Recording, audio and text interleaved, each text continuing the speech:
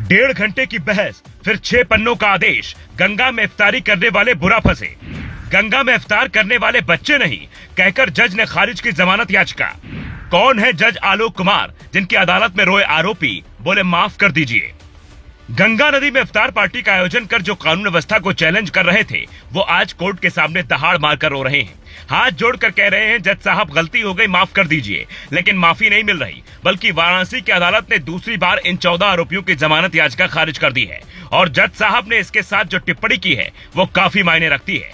करीब 1.5 घंटे तक चली बहस के बाद 6 पन्ने का जो आदेश वो पढ़ते हैं, उससे इन आरोपियों की कलाई खुल जाती है। दोनों पक्षों की दलील सुनने के बाद एडीजे आलोक कुमार कहते हैं, ये काम जानबूझकर किया गया था।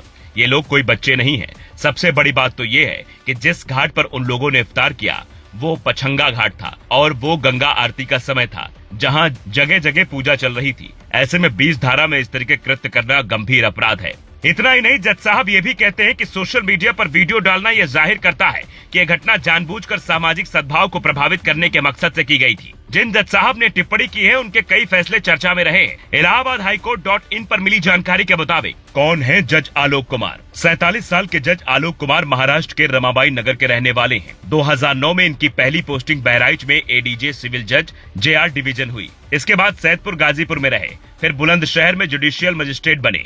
इटावा, आजमगढ़ और कानपुर नगर में भी इनकी पोस्टिंग अब तक रह चुकी है। अप्रैल 2025 में वाराणसी में एडिशनल डिस्ट्रिक्ट एंड सेशन जज बने। आप शायद ये जानकर दंग रह जाएं कि इन आरोपियों ने सिर्फ गंगा नदी में इफ्तार ही नहीं किया। इन्हें सिर्फ नॉनवेज बिरयानी ही नहीं परोसी गई, बल्कि इन्होंने नाव भी छीनी है। नाव मालिकों अनिल साहनी और रंजन साहनी ने पुलिस को दी शिकायत में आरोप लगाया कि आरोपियों ने जबरन नाव ले ली थी। मना करने पर धमकी दे रहे थे। ये सारे लड़के 19 से 25 साल के हैं, तो इन्हें ये सीख कौन दे रहा है? इनका मकसद शायद दुनिया के सामने कोई संदेश देने का था, वरना काशी में इतने बरसों से कभी ऐसा रोजा अफ्तार किसी ने नहीं किया था। और इन लोगों की हिमाकत देखिए कि पहले तो नाव वाले को धमकी देकर खुद इफ्तार पार्टी की, फिर पुलिस ने गिरफ्तार किया, फिर भारतीय जनता युवा मोर्चा के महानगर अध्यक्ष रजत जायसवाल के वकील को भी धमकी दिलवाने लगे, जिसका खुलासा दैनिक भास्कर ने अपनी रिपोर्ट में किया है। ये वही रजत जायसवाल हैं जिन्होंने इन आरोपियों के खिलाफ मुकदमा दर्ज करवाया, इन्हें सलाखों के पीछे पहुंचाने में भूमिका निभाई।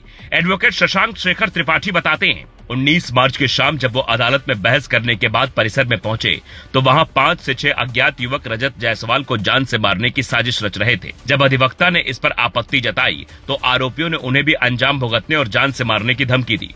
अब सवाल ये उठता है कि आखिर ये कैसी मानसिकता है? एक तरफ ये कोर्ट रूम में रोते हैं, तो दूसरी तरफ इनकी हरकतें नहीं सुधरती। ये बात भी हैरान करती है, ज्यादातर आरोपी एक ही खानदान के हैं। बाबू बीड़ी वाले के नाम से मशहूर घराने से कई लड़के इसमें शामिल हैं। इनमें मोहम्मद अव्वल, मोहम्मद समीर, मोहम्मद अहमद, नूर इस्लाम और मोहम्मद फैजान एक ही घर के रहने वाले हैं।